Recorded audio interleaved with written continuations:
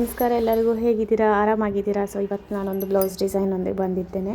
ನಾರ್ಮಲಾಗಿ ಇದು ಈಗ ಸದ್ಯ ಟ್ರೆಂಡಿಂಗಲ್ಲಿರುವಂಥದ್ದು. ಆಲ್ರೆಡಿ ತಮ್ಮನಲ್ಲಿ ನೋಡಿದ್ದೀರಾ ಪಿಕ್. ಸೊ ಅದೇ ಥರನೇ ಮಾಡ್ತಾ ಇರೋದು. ಇವಾಗ ಆಲ್ರೆಡಿ ಮಾರ್ಕಿಂಗ್ ಮಾಡಿಟ್ಟಿದ್ದೀನಿ. ಇದು 4 ಡಾಟ್ಸ್ ಬ್ಲೌಸು, ಬಟ್ ಡಿಸೈನ್ ಮಾತ್ರ ನಾನು ಬ್ಯಾಕ್ ಟ್ಯಾಗ್ ಥರ ಆ ಥರ ಡಿಸೈನ್ನ ತೊಗೊಂಡಿದ್ದೀನಿ.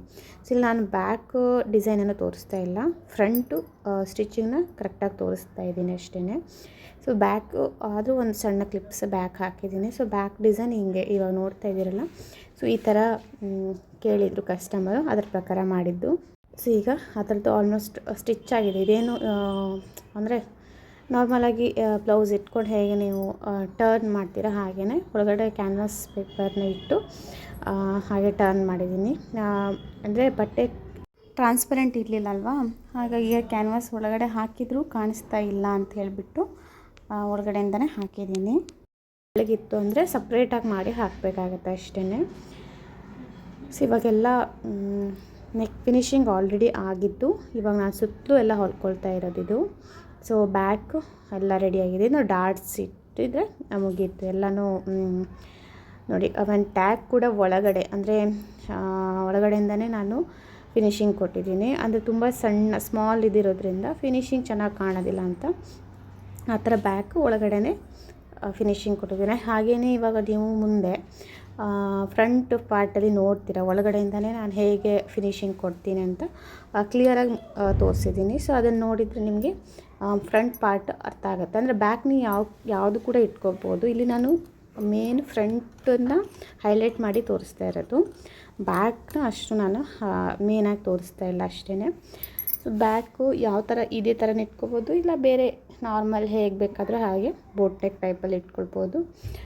ನಿಮ್ಮ ಇಷ್ಟ. ಅಂದರೆ ನಾರ್ಮಲ್ಲು ಕೂಡ ಇಟ್ಕೊಳ್ಬೋದು ರೌಂಡ್, ಅಥವಾ ಬೋಟ್ ನೆಕ್ ಟೈಪಲ್ಲಿ ಕೂಡ ಹೊಲ್ಕೋಬೋದು.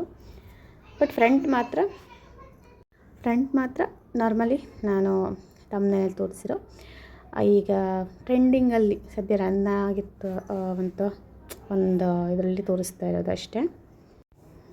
ಇದು ಬ್ಯಾಕ್ ಡಾಟ್ಸ್ ಇಡ್ತಾ ಇರೋದು ನಾನೀಗಲ್ಲಿ.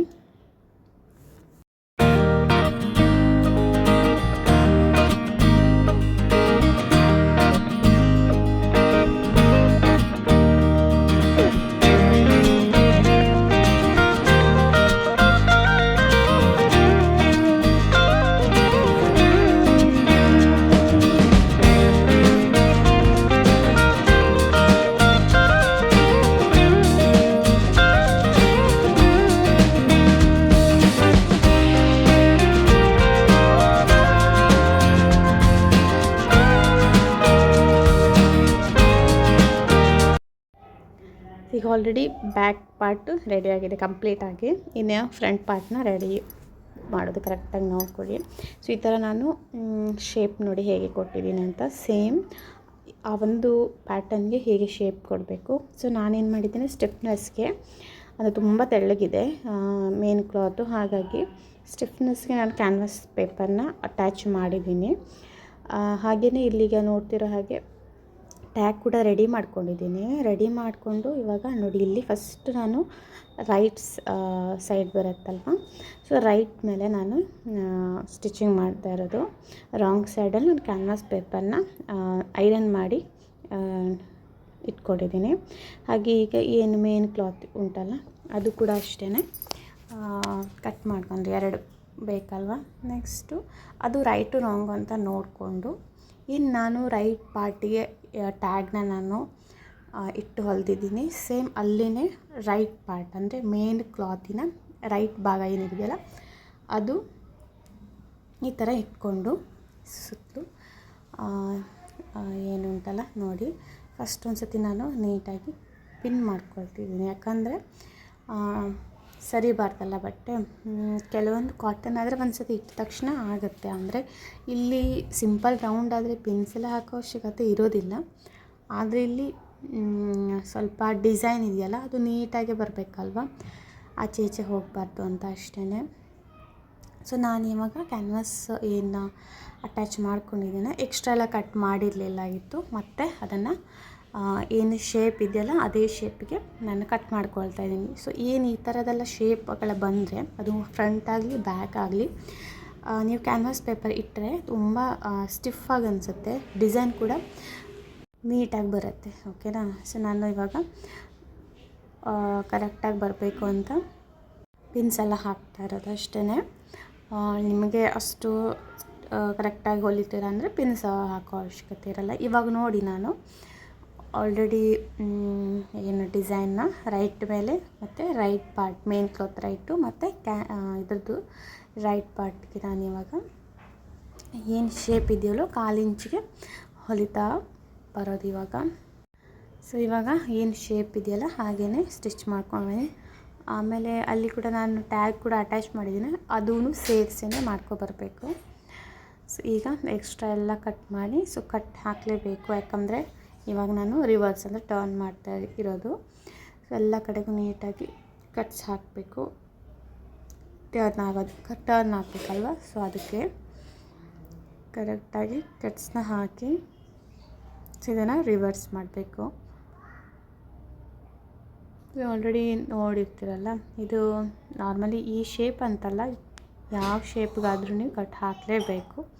ಇಲ್ಲಾಂದರೆ ನೀಟಾಗಿ ತಿರ್ಸೋಕೆ ಹೋದರೆ ನೀಟಾಗಿ ಫಿನಿಶಿಂಗ್ ನಾವೇನು ಶೇಪ್ ಕೊಟ್ಟಿದ್ದೆ ಆ ಶೇಪ್ಗೆ ಬರೋದಿಲ್ಲ ಅಂತ. ಓಕೆನಾ. ಈಗ ನೋಡಿ ಆಲ್ರೆಡಿ ಥ್ರೆಡ್ಡು ಡೋರಿ ಕೂಡ ಹಾಕಿದ್ನಲ್ಲ ಫಸ್ಟಿಗೆ. ಸೊ ಅದು ಪ್ಲಸ್ ಇದು ಈ ಥರ ಶೇಪ್ ಬಂತು. ಈಗ ನೀವು ಇದನ್ನು ಡೀಪ್ ಕೂಡ ಇಟ್ಕೋಬೋದು, ಅಷ್ಟು ಡೀಪ್ ಬೇಡ ಅಂದರೆ ಸ್ವಲ್ಪ ಮೇಲ್ ಕೂಡ ತೊಗೋಬೋದು. ಈಗ ಏನು ನಾನು ವಿ ಶೇಪಲ್ಲಿ ಕಟ್ ಮಾಡಿದ್ದೆ, ಈಗ ಸದ್ಯ ಟ್ರೆಂಡ್ ಅದೇನೆ. ಬೇಕಾದರೆ ನೀವು ವಿ ಬದಲು ರೌಂಡ್ ಕೂಡ ಇಟ್ಕೋಬೋದು. ಹಾಗೆ ಏನಾದರೂ ಹೊಸದಾಗಿ ಟ್ರೈ ಮಾಡೋದಿದ್ರೆ ಆ ಥರ ಮಾಡ್ಬೋದು. ಕಸ್ಟಮರ್ ನಂಗೆ ಇದನ್ನು ಕೇಳಿದರು, ಎಕ್ಸಾಕ್ಟ್ಲಿ ಹೀಗೆ ಬೇಕು ಅಂತ ಹೇಳಿದ್ದು. ಸೊ ಅವ್ರು ಕೇಳಿದ ಎಕ್ಸಾಕ್ಟ್ ಡಿಸೈನ್ಗೆ ನಾನು ಮಾಡಿರೋದು. ಆಲ್ರೆಡಿ ನಾನು ತಮ್ಮನೇನಲ್ಲಿ ಹಾಕಿದ್ನಲ್ಲ, ಸೊ ಹಾಗೆ ಬೇಕಂತ ಹೇಳಿದರು. ಸೊ ಅದೇ ತಕ್ಕಂಗೆ ನಾನು ಡಿಸೈನ್ ಕೂಡ ಮಾಡಿರೋದು. ಅದ್ರ ಮೇಲೆ ಒಂದು ಸ್ಟಿಚ್ಚನ್ನು ಹಾಕ್ತಾ ಬರ್ರಿ. ಸೊ ಅಲ್ಲಿಗೆ ಫ್ರಂಟ್ ಒಂದು ಸೈಡ್ ಪಾರ್ಟು ರೆಡಿ ಆಯಿತು. ಇವಾಗ ಹಾಗೆ ಸುತ್ತಲೂ ರೌಂಡಾಗಿ ಸ್ಟಿಚ್ ಮಾಡ್ಕೊಂಡು ಬಂದರೆ ಆಯಿತು. ಓಕೆನಾ.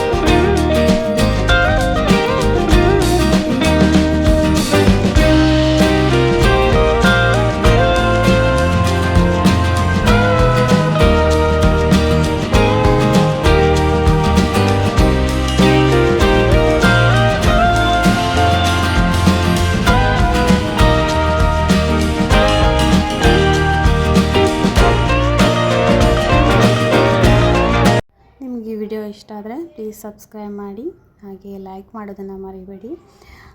ಏನಾದರೂ ಡೌಟ್ಸ್ ಇದ್ದರೆ ಕಮೆಂಟ್ ಮಾಡಿ. Thank you for watching. Thank you so much.